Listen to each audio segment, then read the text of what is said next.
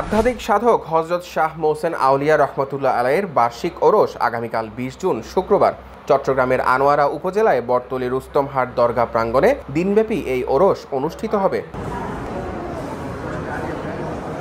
এতে ওরস উপলক্ষে দিনভর আয়োজন থাকছে খতমে কোরআন, মিলাদ মাহফিল, ধর্মীয় আলোচনা, আখেরি মোনাজাত ও তাবারুক বিতরণ।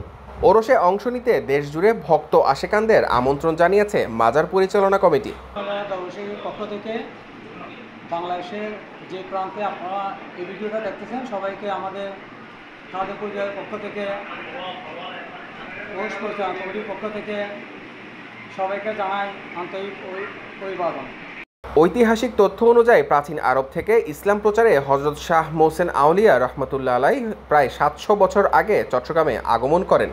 প্রবর্তক হযরত বদর আউলিয়া রহমতুল্লাহ আলাইয়ের ভাগ্নে এই মহাপুরুষ চট্টগ্রামে আনোয়ারায় আধ্যাত্মিক আস্তানা গড়ে তোলেন এবং ১৫৬৫ সালে তিনি ইন্তেকাল করেন।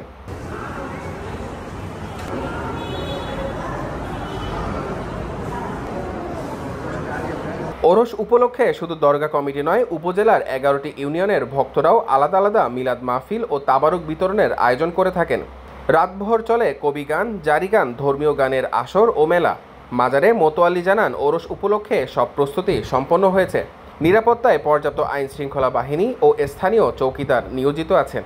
যথাযথভাবে আইন শৃঙ্খলা বাহিনী, সাংবাদিক, বিভিন্ন সমাজকর্মী, বিভিন্ন দায়িত্ববান আমাদেরকে সাহায্য সহযোগিতা করতেছে। এতে আনোয়ারা থানা প্রশাসনের পক্ষ থেকে ওরসে বাড়তি পুলিশ মোতায়েন থাকবে এবং প্রতারক চক্রের দৌরাত্ম্য এড়াতে ভক্তদের সচেতন থাকার অনুরোধ করা হয়।